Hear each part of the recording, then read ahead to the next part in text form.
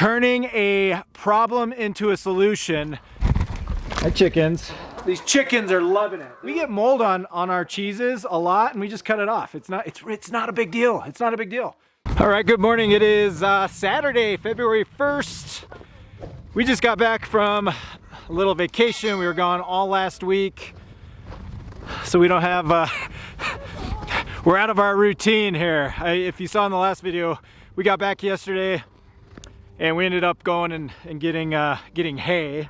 So it feels good to have the remainder of the winter hay stocked in the barn. So we should be good to get us through spring. But because we were gone all last week, we set up all the buckets and waters in the high tunnel, and they're still out here. So I'm gonna go grab a bucket. Evie and Henley are out playing.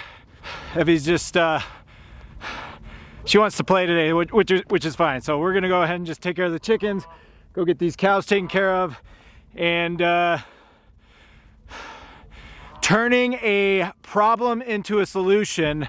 I'll touch more on that here in a minute. Hi, chickens.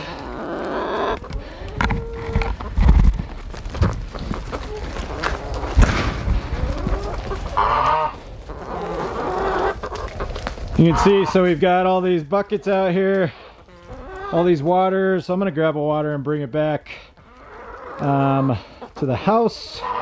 Actually, it's not frozen. So we might be able to just start using the hydrant that's just out here. But it's fine. I gotta go back to the house with a bucket anyway. So I'm just gonna grab a bucket and a water and head back.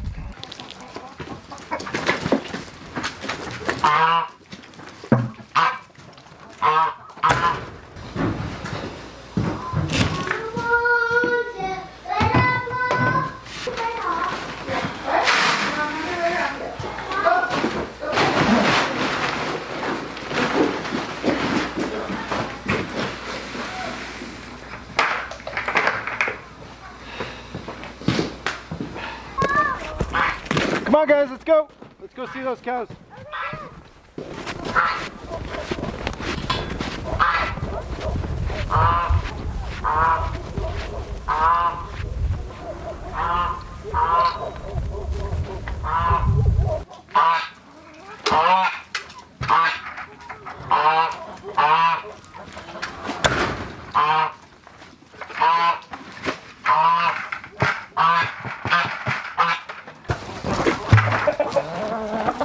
Okay, so talked about this just a second ago, turning a problem into a solution. So we've been making cheese for, I don't know, many months. Natalie's gotten pretty good at it. She's pretty much perfected it. Every now and again, we'll get a cheese wheel that's just off a little bit. We've got one in the fridge right now that's super stinky. I mean, it's like blue cheese. It's really good. It's creamy. It tastes like blue cheese, but it's very strong. So it's not something you'd shred and put on tacos or, you know, things like that. So we're just very choosy with what we use that for. So that's just sitting in the fridge. Well, last week we pulled a cheese wheel, and we actually brought it with us on our vacation last week, and we ate it all week. We ended up eating half of it, but it's a little, it's musty. It's not stinky like cheese stinky. It's stinky like almost moldy, mildew, musty. Look, we ate half of it. We're fine. Nobody got sick. So it's all good, but it's just not. It's not right. It smells a little off. Well, it's right here. I threw it in the scrap bucket, and these chickens are loving it. There was pieces of it, and they're fighting over it back here. I don't know if you can see them running around, but they're kind of fighting over the chunks, and then they're sitting here pecking at it. And you can see, look, there's chicken grain on it too, but it's moldy. Look, we'll get mold. We get mold on our cheeses a lot, and we just cut it off. It's not a big deal. It's not a big deal. But it's musty smelling. It just doesn't smell It doesn't smell right. And again, we ate half of it. Everybody's fine. We dealt with it. It just wasn't ideal. We just decided this morning, like, let's just give it to the chicken. So again, we try to consume everything that we can on our farm. Anything we can't consume that it gets expired or it's just a little too much, like this cheese, we're gonna give back to the animals. If we had pigs, the pigs would eat this thing up. Chickens are gonna eat it. You know, pigs with wings, that's what these things are. So again, recognizing that the beautiful thing about having these omnivores on site is you're minimizing the amount of waste you're throwing out in the landfill, and we're just putting it back into our farm. You can see that those girls are just pecking away at it.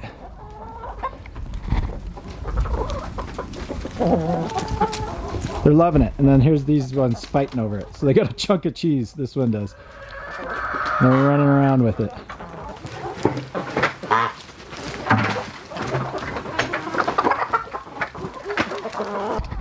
Does that hydrant work?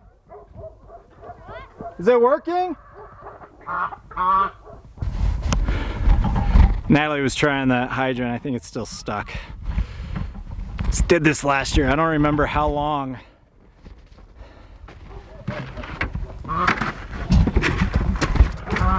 I don't remember how long that thing was stuck. So yeah, we're gonna have to run a 100-foot hose again, run the blue hose.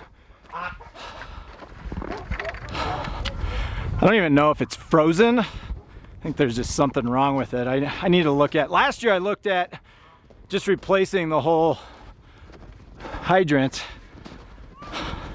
And honestly, I'm just, that's above my, it's not in my wheelhouse. I'm not, I really don't understand. I think we've got to dig down and disconnect at the source.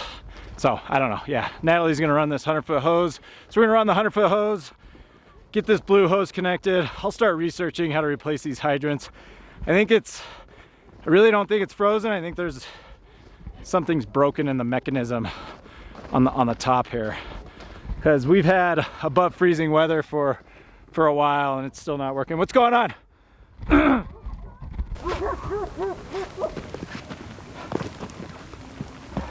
Water? I can hear it.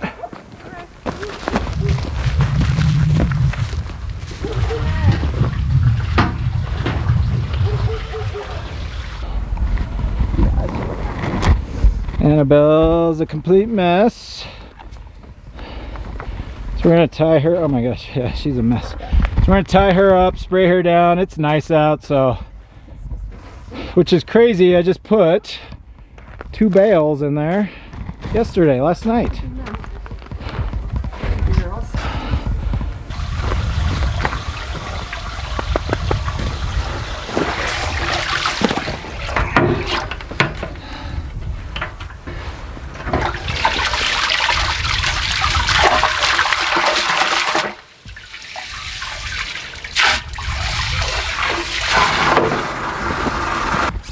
All right, so it's a lot warmer out today. It's above freezing. I think it's 30, yeah, it's 37 degrees out. So it's above freezing, 32 degrees Fahrenheit's freezing. It's 37 degrees Fahrenheit. So I'm not as concerned. I'm just trying to fill this thing up while we're doing what we're doing. I'm gonna tie up Annabelle, get her sprayed down. The only time I'm concerned about not overfilling this is when it's super, super cold. Because if this fills up, I can turn it off, we can go milk, I can come back out, turn it back on, and I don't have a problem with it freezing, just because it's not that cold out. So I'm trying to get this filled up so I don't have to sit here and just wait for it after we're done milking. I'm gonna get Annabelle tied up though.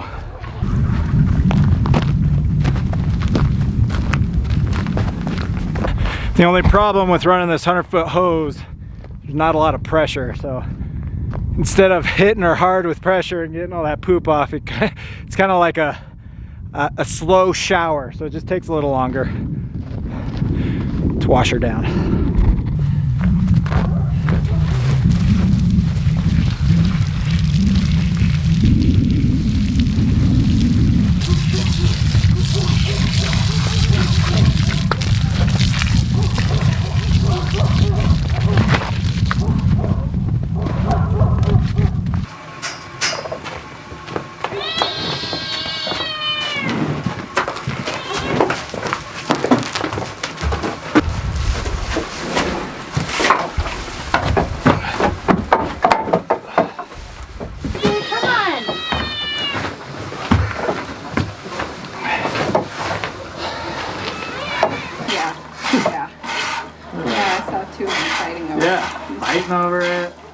big chunk in the middle of the grain and they're just pecking away. Peck at it.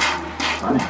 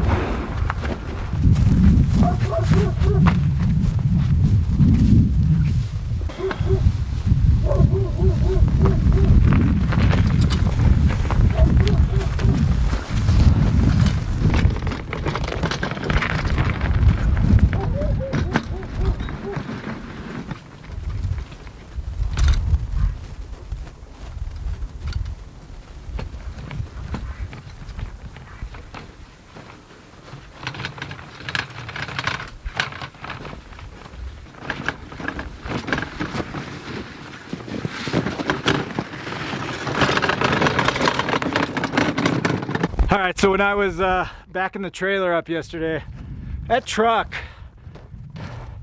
it's so heavy, especially in the snow. I mean, I really got to give it some acceleration, even in four-wheel drive, otherwise that thing gets stuck. So I was trying to back that trailer up yesterday, and I was in a spot where I ended up running into this corner post here. You can see where all my tire tracks are. I mean, I hit this thing, but it's not horrible. I just wanted to make sure the fence didn't fall down. It looks fine. I think if I tighten it up, it'll be all good. So this is the fence to this other third of our pasture here, and this is the one that we fire up. So this is the hot fence, and these cows still respect it. They always respect the fence. I mean, we do a very good job when they're born, or if they're a brand new cow on our land, on our farm. We will train them to this line. I'll keep them in the corral for 48 hours, and I'll run a line around the perimeter of the corral, and we'll fire it up. And they, you know, they're curious. They're gonna go over and nose it and touch it, and they get zapped a few times, and then they recognize when they're out in the pasture, they don't want to mess with this thing. So a full-grown cow, we could run one line. We typically run two because we always have a calf. There's always a calf out there, and that calf it'll jump over it or go under it.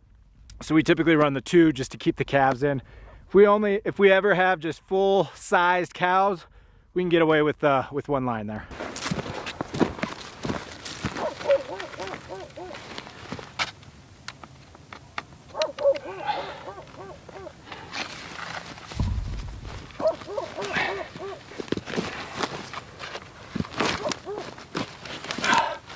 So I know I did a video on this, oh my gosh, it was probably last summer. And I'll do another one this summer when we're more intentional about paddocking off these cows. I'll run smaller paddocks in the spring and the summer because there's so much grass. I want to control where they're eating. I really don't want them just out on a third of our pasture. I really want to control the amount of grass I'm giving them every day so that they eat it all, and then they're anticipating tomorrow's move for all that fresh grass on the other side of the fence. But just wanted to briefly touch on this. We run these blue stakes I do like 15 to 20 paces. So if I'm just doing at a normal walk, a normal pace, it's every 15 to 20, I'll put a blue stake on a straight line. At these corners, we use these pigtails, and then we use these O'Brien stakes to, I can't think of the word, to reinforce this corner. Because if we run just these blue O'Brien stakes at this corner, it'll bend, it's not gonna work. So you need these pigtails here, and then this O'Brien stake bent at a 90 almost to keep this thing taut, to keep the fence taut and keep this thing straight up. You can see, I'll bring you over to this blue stake and I'll show you what I'm talking about. If this were a 90, this is basically what it would do to the fence. So you can see how this blue stake is bent bent over. If I tried to do these with at the corners at the 90 degree, this is what it would look like. You wouldn't have a tight fence. Look, a lot of this is just lack of maintenance. I mean, we've had this fence up for a long time. So you can see these are great for like I said, every 15 to 20 paces. And then you can, I mean, there's so many different notches. You can vary the height of this depending on, if you've got small calves, I mean, we'll run this thing really low. I mean, I can take this down here and take this guy down here just to make sure that that calf isn't trying to go under it. And look, these animals are very curious.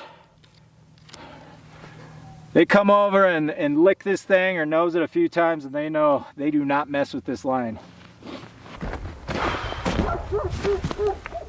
All right, so I'm gonna fill this up, and then again, it's super important. This blue hose has a wider diameter than that green hose. The green hose, the inside of that hose is tiny. So I'm gonna walk. I'll paste both of these hoses off like 3 or 4 times, elevated, just to get all the water out. Look, it's warm today. It's supposed to be warm over the next week. I'm not concerned about during the day. I'm concerned at night when it does drop below freezing and these hoses are just sitting in there. And if there's any water whatsoever in those hoses, it's gonna freeze. And if it's enough water to clog it, it's a nightmare when we need to use this. So now that we're having to run this hose, we're on an every other day schedule. So today's Saturday, so we won't fill this up until Monday, possibly Tuesday, just depending on how much water they drink.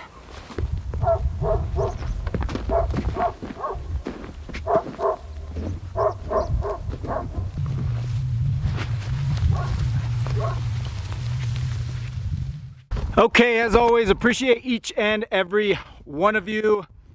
If you find value in what we're doing here, hopefully you can pick up a tip, a trick, a golden nugget to help you in your homesteading journey. Or hey, if you're just checking us out and following us along on our journey, we appreciate that. Please subscribe, hit subscribe, leave some comments, love the feedback. Appreciate each and every one of you, and we'll catch you all next time.